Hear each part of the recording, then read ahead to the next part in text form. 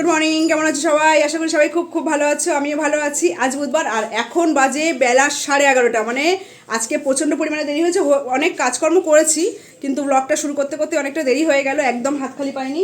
বাবুর এখানে একটা টি শার্ট এসছে, অ্যামাজন থেকেও বুক করেছিল, তো সেই টি শার্টও এখন গায়ে দিয়ে আগে দেখলো ঠিকঠাক আছে কিনা, তারপর এখন সেটাকে ভাঁজ করছে। আমার আজকে এখনও বিছানা পর্যন্ত গোছানো হয়নি। আজ সকালে টিফিনে বানিয়েছিলাম একটু কড়াইশুটির রুটি, যেটা এর আগে তোমাদের একবার শেয়ার করেছিলাম কড়াইশুটির রুটিটা, তো সেই টিফিনটা আজকেও বানিয়েছি। গতকাল রাত 12টা বেজে গেছিলো আমার কড়াইশুটিগুলো ছাড়াতে, তোমাদের দেখিয়েছিলাম যে এক গামলা কড়াইশুটি ছিল, তো সেটা ছাড়াতে ছাড়াতে মোটামুটি 12টা। এবার আমি যদি কাল না ছাড়াতাম আজকে কড়াইশুটির কিচ্ছু পাওয়া যেত না, সব পচে যেত। তো অনেকটা কড়াইশুটি হয়ে গেছিলো, কী করবো ভাবতে ভাবতে বললাম তাহলে একটু রুটি বানিয়ে ফেলি সকালবেলা, গ্যাস অমল কিছু হবে না। আর কচুরি, রাতে একটু কচুরি বানাবো বাবুর জন্য আর আশুর জন্য। আর এই যে গামলা ধরে নিয়ে তরকারি নিয়ে খাচ্ছে, যদিও এই আলুর দমটা ও কালকে তৈরি করেছিল, আর ওই বাটি ধরে নিয়ে বসেছে। হ্যাঁ, যে কটাই যাচ্ছে সকাল থেকে দেখছি সব কটা এত নিচে দিয়ে যাচ্ছে।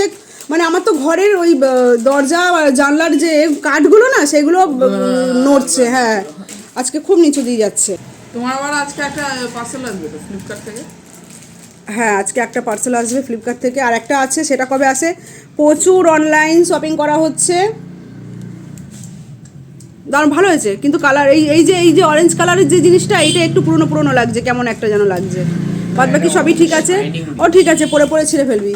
সব থেকে বড় কথা যেটা হচ্ছে সেটা হচ্ছে আশু আজকে চিকেন নিয়ে এসছে, আর ওকে আজকে বাটার চিকেন করে, ওমা আজকে কিন্তু চিকেন স্টু করবে না, বাটার চিকেন করে খাওয়াতে হবে। ও বাটার চিকেনের জন্য সমস্ত জিনিসও এনে দিয়ে গেছে, কিন্তু ঘটনা হচ্ছে আমরা বাটার চিকেন খাবো না। তো আজকেও আমার চিকেনটা দুরকমভাবে রান্না করতে হবে, একটা বাটার চিকেন করবো আর একটা এমনি নর্মাল হালকা করে একটু ঝোল মতো করবো, সেটা আমার আর মিত্রার জন্য। কি হয়েছে, তুই বাটার চিকেন খাবি তো?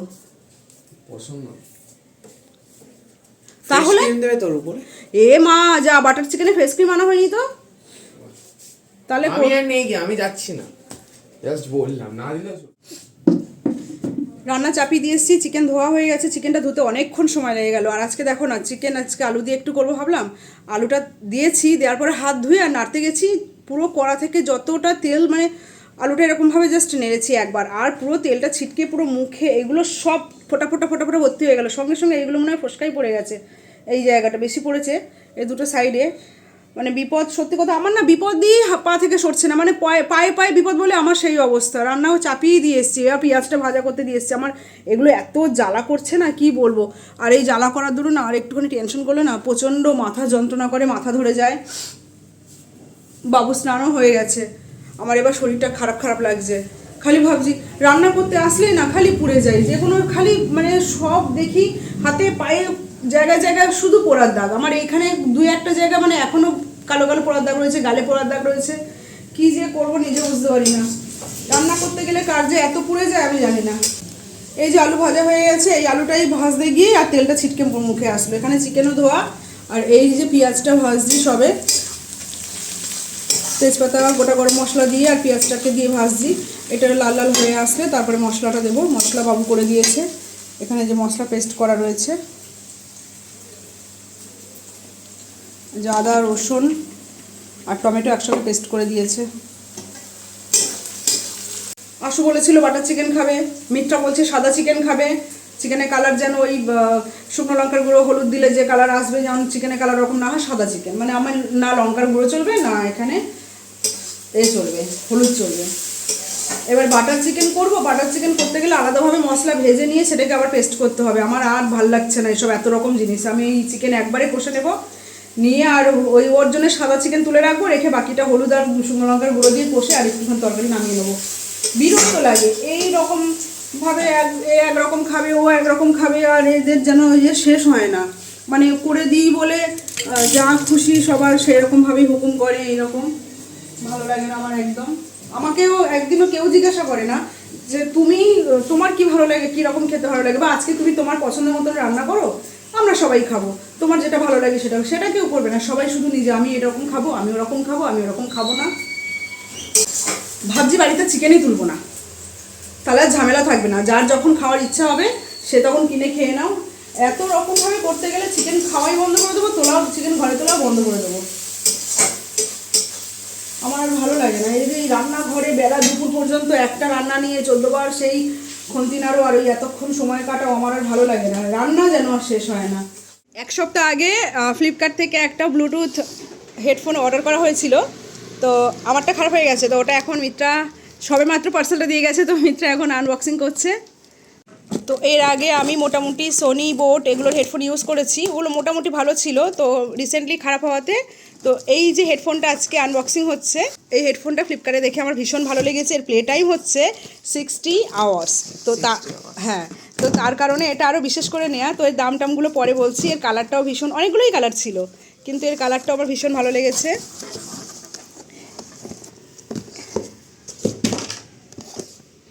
এই যে এই হেডফোনটা রিভিউটা অনেক ভালো ছিল, আর আমি অনেক রকমভাবে দেখলাম রিভিউটা, দেখে আমার তো ভীষণ ভালো লাগলো। এখন দেখা যাক। সব থেকে প্লে টাইমটা 60 আওয়ার্স বলে আরও বেশি করে নেওয়া, হ্যাঁ তাই না? হ্যাঁ, কারণ এতগুলো হেডফোন এর আগে এত ব্র্যান্ডেড কোম্পানি সব ইউজ করেছি, 60 আওয়ার্স কোনোটাতেই ছিল না। এখন বেরিয়েছে কিন্তু একটু সেলো টেপ আছে।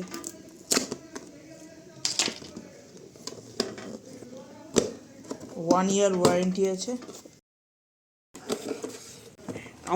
আমার যদিও আমার অন্য একটা কালার একটু ভালো লেগেছিল, তো তারপরে লাস্টে এই কালারটাই নেওয়া হলো। এটাও খুব ভালো। এই যে আমি এতদিন ধরে রাউন্ড, এটা যদিও এর কর্ডলেস আবার উইথ কর্ডও আছে, যেটা যখন প্রয়োজন হবে সেটা তখন এ করা যায়। কী কী দিয়েছে দেখি বক্সে? আচ্ছা, বক্সে দিয়েছে হচ্ছে, বক্সে দিয়েছে কর্ড দিয়েছে নিশ্চয়ই, দিয়েছে একটা চার্জার দিয়েছে, এটা ওয়ারেন্টি। আচ্ছা দেখি, আই গেস এটা হচ্ছে চার্জার, আর এটা হচ্ছে কর্ড। যেটা প্রয়োজন লাগবে যখন, যদি চার্জ না থাকে তাহলে ওটাই কাজে লেগে যাবে। হ্যাঁ, আর আমি একদম এই হেডফোন ছাড়া পুরো অচল।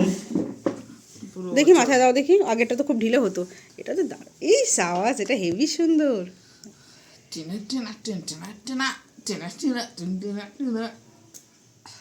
এরকম করবে তুমি কানে? না আমি করবো না, আমার এরকম করতে লাগে না, কিন্তু এটা দারুণ। ভালো লেগেছে? হ্যাঁ পছন্দ হয়েছে একদম। এটা এখন এটার দাম হচ্ছে খুব বেশি না, এটার দাম মোটে মাত্র 800 টাকা। তো 800 টাকায় একটা কলিং ফিচার্স আছে। হ্যাঁ, এই যে এইখানে তোমার এই সাউন্ড বাড়ানো কমানো পজ এগুলো আছে, ঠিক আছে। এইখানে হচ্ছে কলিং সিস্টেম আছে।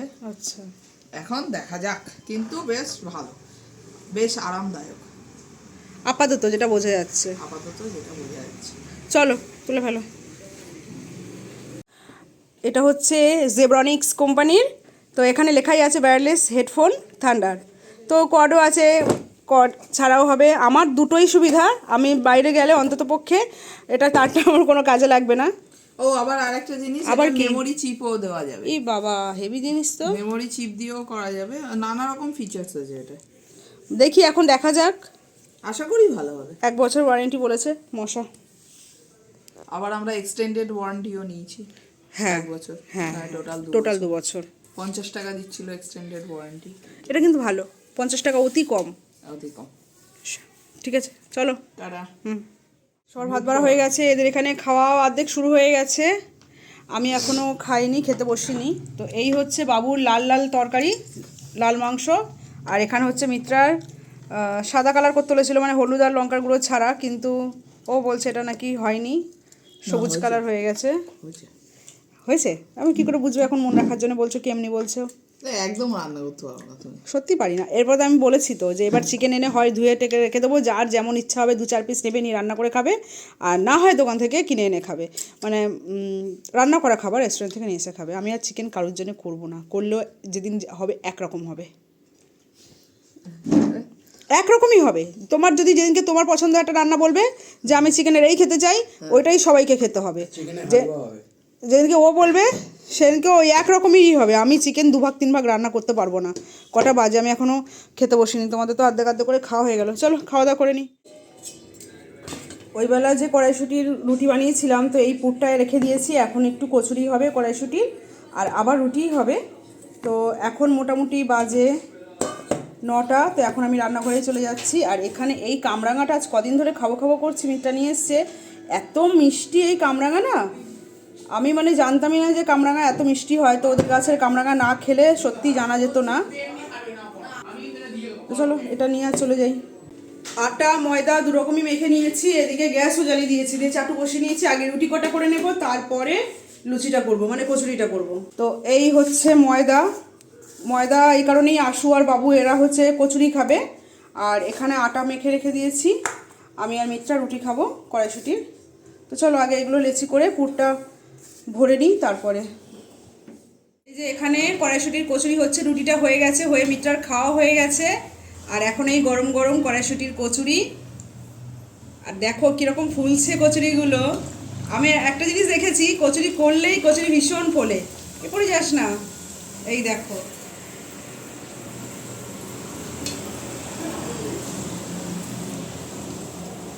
তাও আজকে শুধু ময়দা, আটা ময়দা মেশাইনি, এটা শুধুই ময়দার হচ্ছে। চলো তাড়াতাড়ি এগুলো করে নিই, নিয়ে গরম গরম আশুকে আর বাবুকে খেতে দিই, তারপর আমি রুটিটা খাবো। সমস্ত কচুরি হয়ে গেছে ভাজা, এই যে দেখতে পাচ্ছ। আর এখন একটু ঠান্ডা হয়ে গেছে বলে আবার সব নরম হয়ে যাচ্ছে। আর রান্নাঘরে ধোঁয়ায় ধোঁয়া ভর্তি, পুরো রান্নাঘর ডাইনিং আমার সব অন্ধকার হয়ে গেছে ধোঁয়ায়, কারণ এইটুকু জানলা দিয়ে বেরোয় না ধোঁয়াটা। আর বাইরের দরজাটা তো বন্ধ হয়ে যাচ্ছে, আর খুললেও কোনো লাভ হয় না, বেকার বেকার বেরোয় না। তো চলো আশুকে খেতে দিয়ে দিই, বাবু খেতে বসে গেছে। তো আজকের মতন আমার ভিডিওটা আমি এখানেই শেষ করছি। আমার ব্লগগুলো তোমাদের ভালো লাগলে তোমরা অবশ্যই কমেন্ট করে জানিও, পারলে একটা লাইক আর শেয়ার করে দেবে। যারা এখনও সাবস্ক্রাইব করোনি তারা খুব তাড়াতাড়ি সাবস্ক্রাইব করে দাও। দেখা হবে খুব তাড়াতাড়ি পরের একটা ব্লগে। আজকের মতন টাটা, গুড নাইট, সবাই খুব ভালো থাকো, হাসি খুশি থাকো, টাটা, চলো।